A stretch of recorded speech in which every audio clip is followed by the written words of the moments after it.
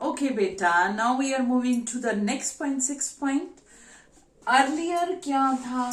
Everything was in the control of the state. Strict. Now, free trade regime, openness, free, no restriction. Okay, free trade आ चुका है. अब foreign investment, foreign companies or industries can directly invest in their country. Engine change हो गया, ठीक है. Main engine of change हो गया. गाड़ी के इंजन टोटली, पहले क्या था? Total control, restriction. Now openness, open policy आ गया है. अब foreign direct investment, FDI, foreign company अब डायरेक्टली विदाउट एनी रिस्ट्रिक्शन अब ये जो है इन्वेस्ट कर सकती है हमारे कंट्री में भी. I have told you in our country also in those days 1991-92 में ये प्राइवेटाइजेशन, ग्लोबलाइजेशन एंड ओपननेस ये हुई है. फ्री ट्रेड स्टार्ट हुआ है हमारा. रिस्ट्रिक्शन इसी को देख के पूरे वर्ल्ड में ड्रास्टिक चेंज हुआ है. This also involve the openness of foreign investment. We have already discuss. Free trade start हो गया पूरी दुनिया में और फ्री इन्वेस्टमेंट, और अपनी कंट्री की कंपनीज भी फ्रीली जो है फॉरेन कंपनीज के साथ ट्रेड कर सकती हैं. East state of Soviet block, shocking, shock पे शॉक लग रहा है.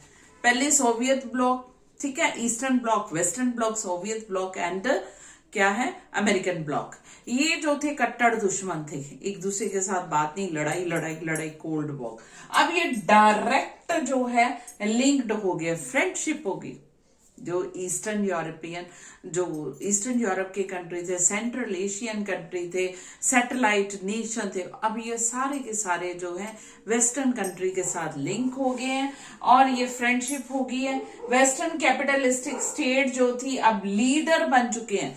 वेस्टर्न कैपिटलिस्टिक कंट्रीज जो थे अब ये लीडर बन गए हैं ईस्टर्न यूरोप के और क्या है, सेंट्रल एशियन कंट्री के. उनको गाइड करें उनके डेवलपमेंटल प्रोग्राम्स में through various agencies and organization of the world.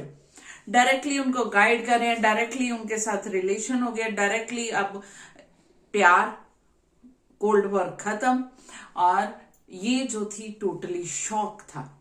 पूरी वर्ल्ड को लगा एकदम से ड्रास्टिक चेंज हर सेक्टर में, चाहे वो पॉलिटिकल था चाहे इकोनॉमिक था. पॉलिटिकल में डेमोक्रेसी आ गई, ठीक है, और इकोनॉमिक में फ्रीली ट्रेड हो गया. जो रिस्ट्रिक्शन था, जो स्टेट ऑन था, वो प्राइवेटाइजेशन अब हो गया, प्राइवेट इंडिविजुअल का कंट्रोल हुआ है.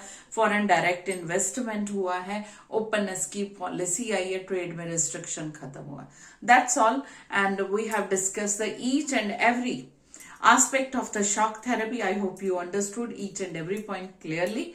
If you are getting any problem, send me your problem in comment section. And in next video, we will discuss the consequences of shock therapy. Shock तो लग गया, मतलब चेंजेस हो गए हर तरफ से. स्टेट डिसइंटीग्रेशन होगी और पॉलिटिकल सिस्टम चेंज हो चुका है, इकोनॉमिक सिस्टम चेंज हो चुका है. अब चेंज के बाद रिजल्ट क्या निकले, कॉन्सिक्वेंसेस क्या, we will discuss in the next video. That's all from your Aaradhana ma'am. But before leaving I want to remind you बेटा, please like, share and subscribe to my channel. Okay, bye for today. And in comment section, send me the problem, in which topic you are getting problem and which is difficult for you. I will upload the video. Now I will upload the video regularly and in series. But if you want anything earlier, you can send me that in comment section. So again, I want to remind you, please like, share and subscribe to my channel. That's all.